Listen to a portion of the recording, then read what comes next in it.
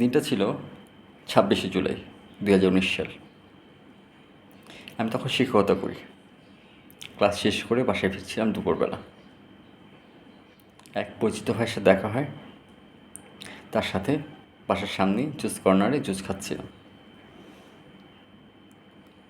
হঠাৎ করে পিছন থেকে একজন লোক নাম ধরে ডাক দিলেন, রাশেদ সাহেব। আমি বললাম জি। উনি আমাকে পাশের একটা দোকানে ডেকে নিয়ে গেলেন। আলমারির দোকান, ভিতরের জায়গাটুকু খালি। ওখানে নিয়ে উনি আমাকে বললেন যে আপনার নাম রাশেদ মাহমুদ মিথুন। আমি নাম বললাম, পিতার নাম বললেন, আমি তাও বললাম জি। উনি আমাকে বললেন যে আমরা র্যাব 10, আমাদের মেজর সাহেব আপনার সাথে কথা বলবেন, একটু আমাদের সাথে আপনি যাওয়া লাগবে। ভদ্রতাবশত আমি বললাম যে হ্যাঁ, অবশ্যই, কোনো সমস্যা নেই। তখন আমি বুঝতে পারিনি যে আসলে কী ঘটতে যাচ্ছে।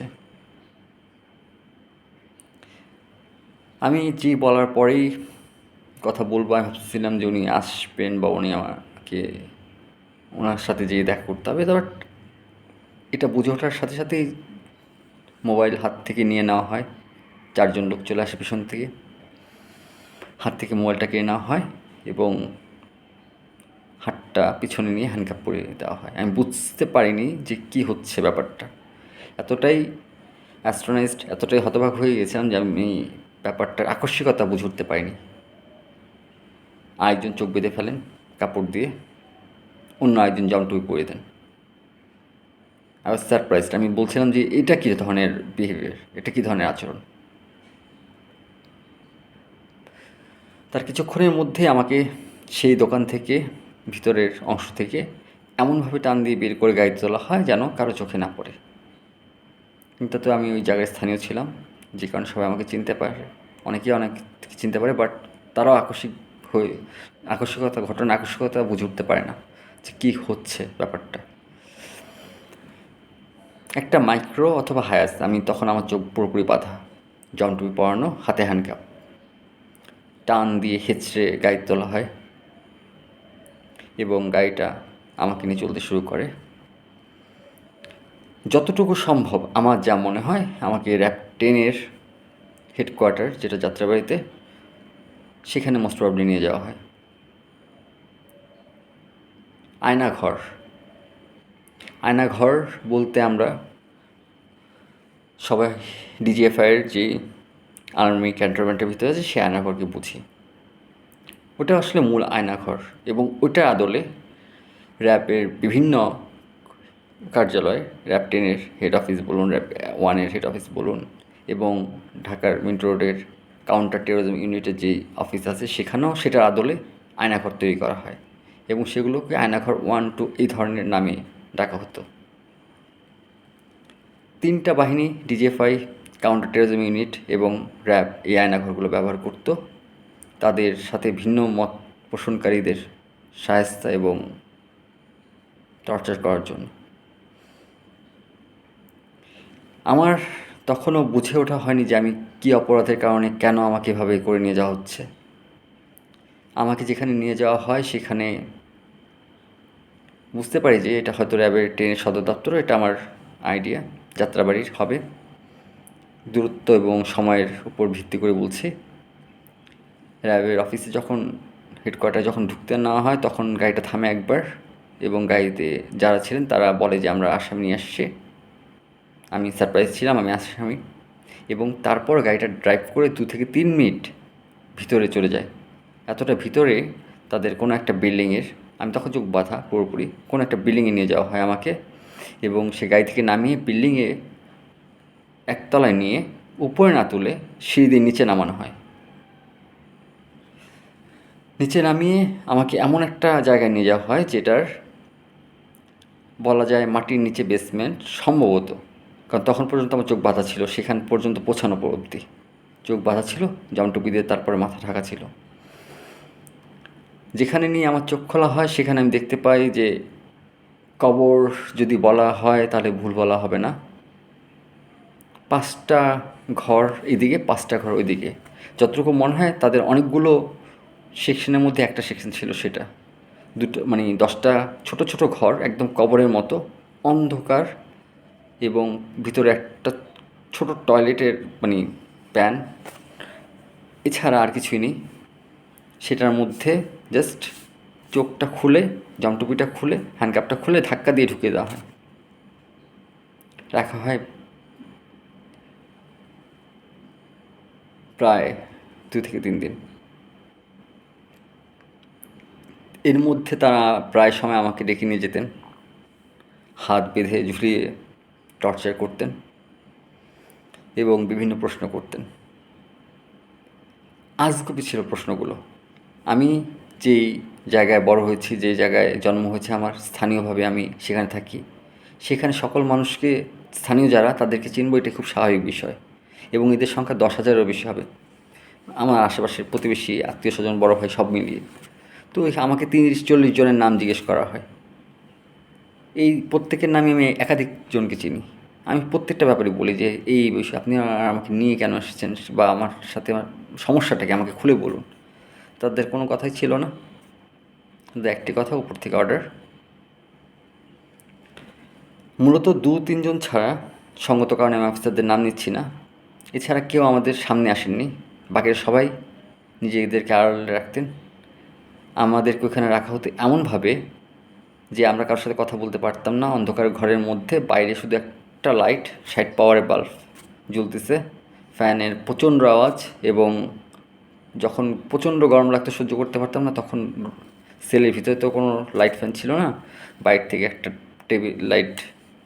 টেবিল ফ্যান, বড় একটা টেবিল ফ্যান দিয়ে দেওয়া হতো, এবং খাবারের সময় শুধু খাবার দেওয়া হতো। আমরা বুঝতে পারতাম না কখন সকাল হচ্ছে কখন রাত হচ্ছে, সময় আমাদের জানা ছিল না। নামাজ পড়ার তো কোনো অপশনই ছিল না, কারণ ওটার জন্য আলাদা টর্চার করা হতো। এর মধ্যে এক রাতে তারা আমাকে নিয়ে যায় চোখ টোক বেঁধে, আবার গাড়িতে করে, যতটুকু মনে হয় সেটা বেড়িবাঁধের উপরে।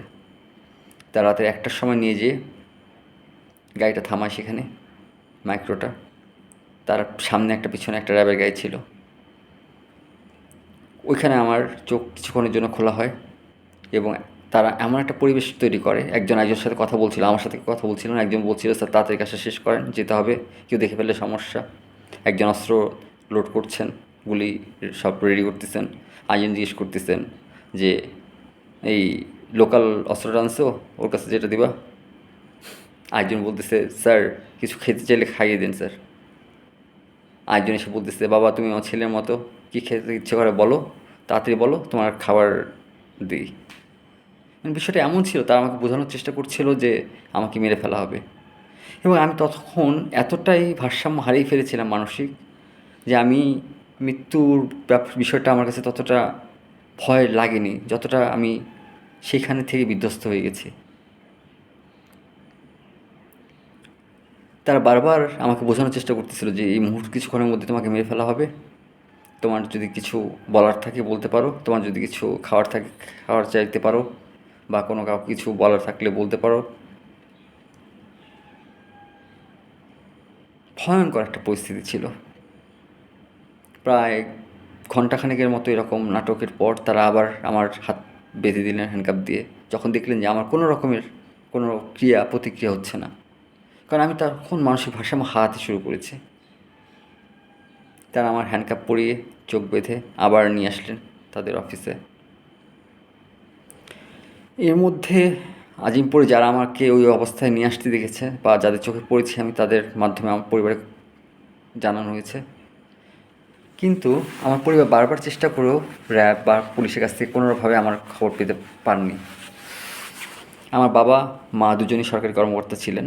মা 2009 সালে মারা যান। বাবা কিছুদিন পরে রিটায়ার্ড করেন। কিন্তু তারাও পারেননি সরকারের কাছ থেকে এই ইনফরমেশনটা জানতে, যে তাদের সন্তান কোথায় আছে।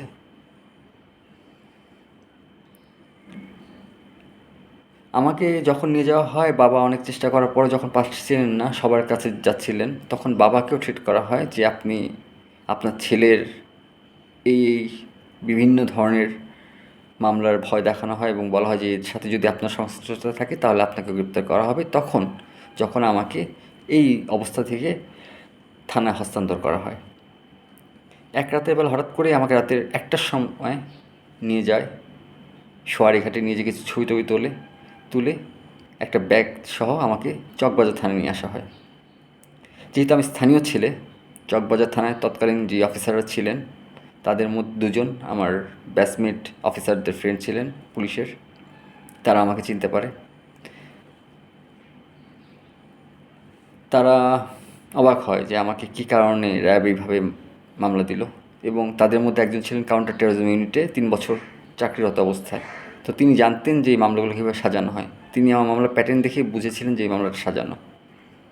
পুলিশ এই মামলাটা নিতে চায়নি, তারপরেও প্রোটোকলের কারণে পুলিশকে মামলাটা দেওয়া হয়।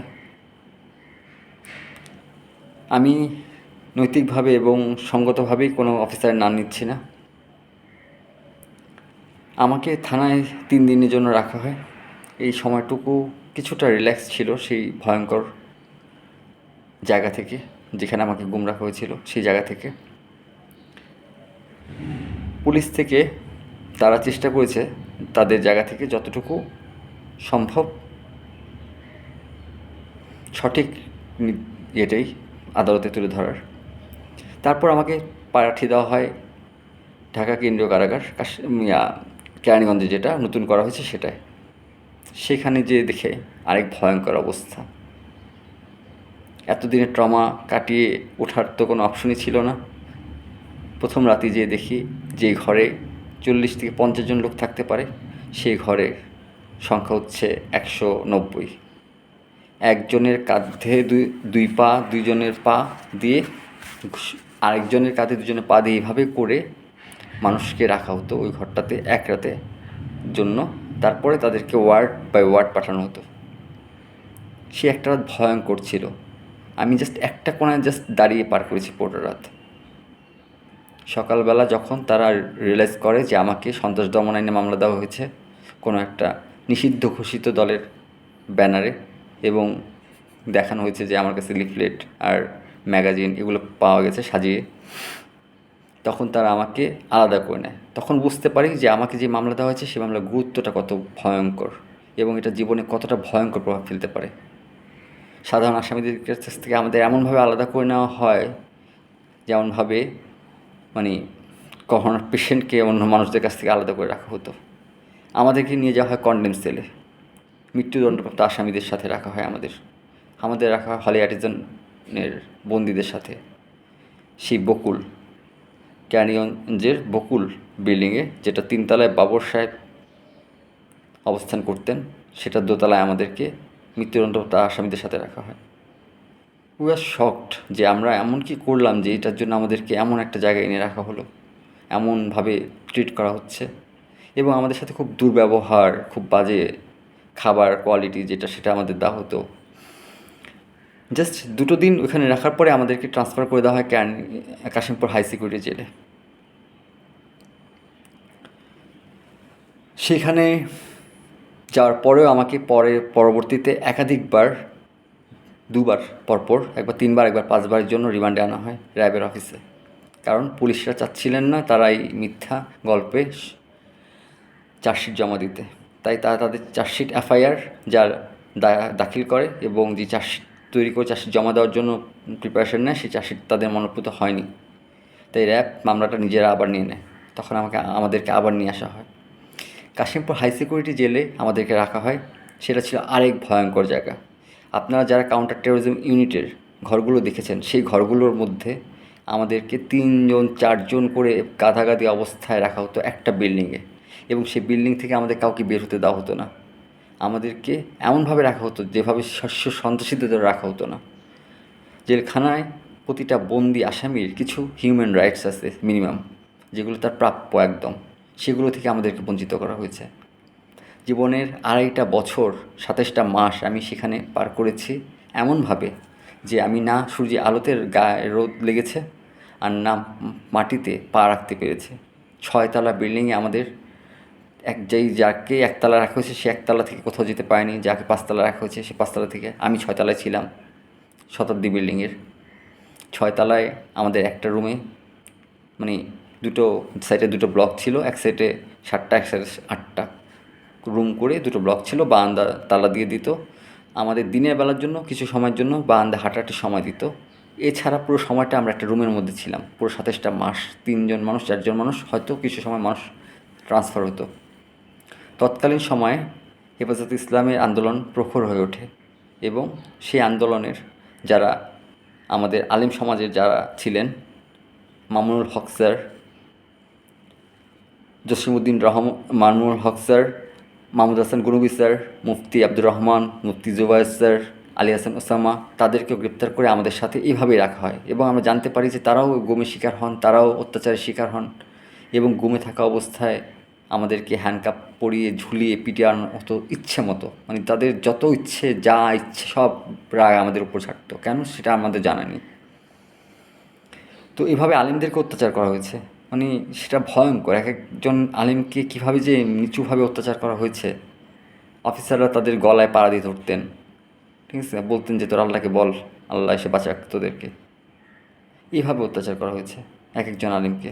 হয়তো তারা সমাজে আর সেভাবে বলতে পারেননি। আবু তাহমদ আদনান সেই সময় আটক হন এবং আমার যতটুকু জানা উনি কাউন্টার টেরোরিজম ইউনিটের অফিসে ছিলেন, যেটা ইদানিং আবিষ্কার হয়েছে। কারণ ওনার সাথে যারা গ্রেপ্তার হয়েছিলেন আশেপাশের, তারা আমাদের, উনি মুক্তি পেয়ে গেল জনগণের আন্দোলনের কারণে, অন্যরা তার মুক্তি পেতে পারেনি। তারা আমাদের সাথে শতাব্দী বিল্ডিংয়ে এসে যোগ দেন এবং তারা আমাদের বলেন যে তারা আবু তাহমদ আদনানের সাথে ছিলেন। এবং এই ভিডিওটা যদি কর্নেল হাসিন স্যার দেখে থাকেন, স্যার আপনি যে রুমে ছিলেন আমি সেই রুমেই ছিলাম, তার পাশের রুমে ছিলাম, 6 নম্বর রুমে শতাব্দী বিল্ডিংয়ের।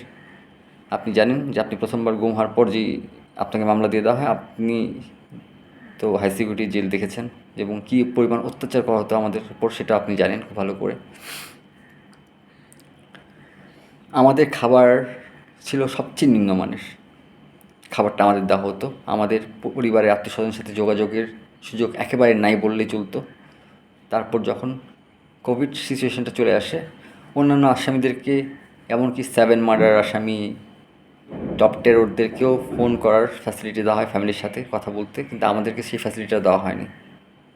আমাদের পরিবারের সাথে আমরা কথা বলার সুযোগই পেতাম না। তারা বলতো তাদের সিকিউরিটি পারপাস। আমি জানি না যে আমরা এমন কোন অন্যায়টা করেছিলাম যে কারণে আমাদেরকে এই রকম ভয়ঙ্কর পরিস্থিতি ফেস করতে হয়েছে। দীর্ঘ 27টা মাস জাস্ট একটা রুমে আমরা পার করেছি। কিছু সময়ের জন্য একটু বারান্দায় হাঁটাহাঁটির সুযোগ পেতাম।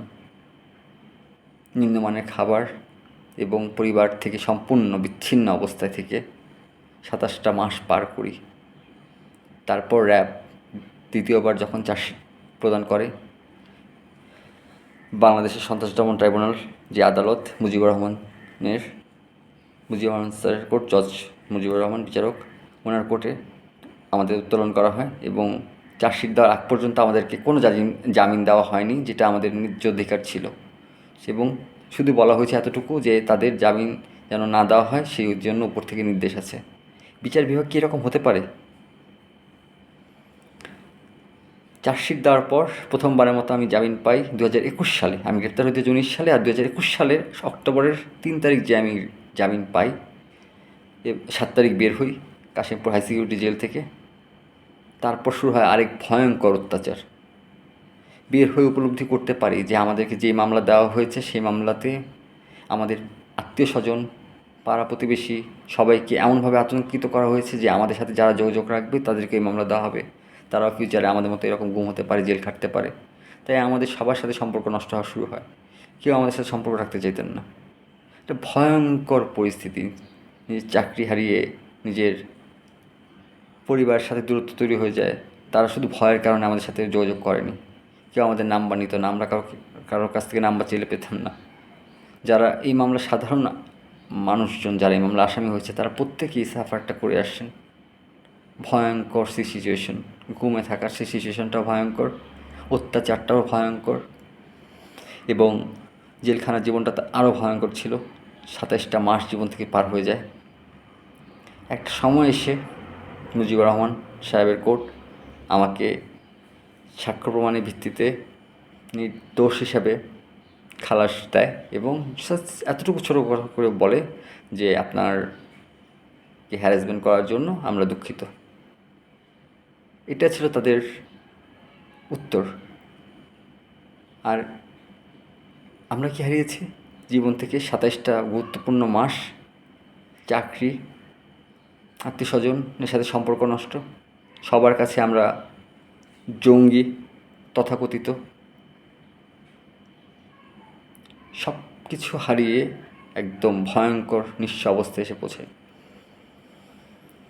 তারপরেও তাদের অত্যাচার বন্ধ হয়নি। তারা আমাদের সবসময় ফলো আপে রাখতো, সবসময় ফোন ট্র্যাক করতো, সবসময় ভয় দেখাতো। যখনই সুযোগ পেত সেটার ভয় দেখিয়ে টাকা নেওয়া, যখনই সুযোগ পেত এটা দিতে হবে, না হলে আবার ঝামেলা হতে পারে, এই সমস্যা হতে পারে, সেই সমস্যা হতে পারে, র্যাব নিয়েছে তো এবার কাউন্টার টেরোরিজম ইউনিট নিবে, তারপর ডিজিএফআই নিবে। মানে এমন একটা সিচুয়েশন তৈরি করে ফেলেছিল যে পুরো পৃথিবীটাই আমাদের জন্য কারাগার হয়ে গেছিল। তাই এই আন্দোলনে সময় চিন্তা করে নিয়েছিলাম যে ডু অর ডাই, যদি বেঁচে থাকি তাহলে হয় স্বাধীনভাবে বাঁচবো, আর নাহলে মরে যাব। সিচুয়েশনটা আমাদের জন্য কতটা ভয়ঙ্কর হয়ে গিয়েছিল যা চিন্তারও বাইরে। বর্তমান সরকারের কাছে বিনীত নিবেদন, এই ধরনের অত্যাচারের শিকার যারা হয়েছেন তাদেরকে আইডেন্টিফাই করে যারা নির্দোষ তাদেরকে প্লিজ পুনর্বাসনের চেষ্টা করুন। তারা মানসিকভাবে প্রচণ্ড বিপর্যস্ত এবং সামাজিকভাবেও খুব ভয়ঙ্কর অবস্থার মধ্যে দিয়ে যাচ্ছে। পরে জানতে পারি যে 18 সালের যে নির্বাচন হয়েছিল, যে সেই নির্বাচনে স্থানীয় ছেলে হওয়ার কারণে আমাকে বলা হয়েছিল রাতের বেলা ভোট দেওয়ার জন্য, মানে ভোট রাতেরবেলা দিয়ে বাক্স হওয়ার জন্য। তো নৈতিকভাবে আমি শিক্ষক হওয়ার কারণে আমি এটাতে রাজি হইনি। আর আমি ভাবতে পারিনি যে এটাতে রাজি না হওয়া এবং এটাতে অনৈতিক বলাটা আমার জন্য এত বড় বিপদ নিয়ে আসবে, যেটা আমার কল্পনারও বাইরে ছিল। আমি যুক্তিসঙ্গত কারণেই কোনো অফিসারের নাম নিইনি, তবে আমাদের সাথে অনেক ব্যক্তি, অনেক আলেম যারা নির্দোষ ছিলেন, যারা শুধু হক কথা বলতে, যে জাস্ট সত্য কথাটা বলতে, যে এই অত্যাচার শিকার হয়েছেন, আল্লাহ সুবহানাহু ওয়া তাআলা সবার অত্যাচারের বিনিময়ে উত্তম প্রতিদান দান করুক এবং বর্তমান সরকার, বর্তমান রাষ্ট্র ব্যবস্থা তাদেরকে রিকগনাইজ করুক, তাদেরকে পুনর্বাসিত করুক। এটা খুব গুরুত্বপূর্ণ একটা জাতির জন্য। এবং এরকম বিচার বহির্ভূত গুম, হত্যা বা কারাগারে থাকা ব্যক্তিদেরকে মুক্ত করার জন্য বিনীত নিবেদন জানাচ্ছি।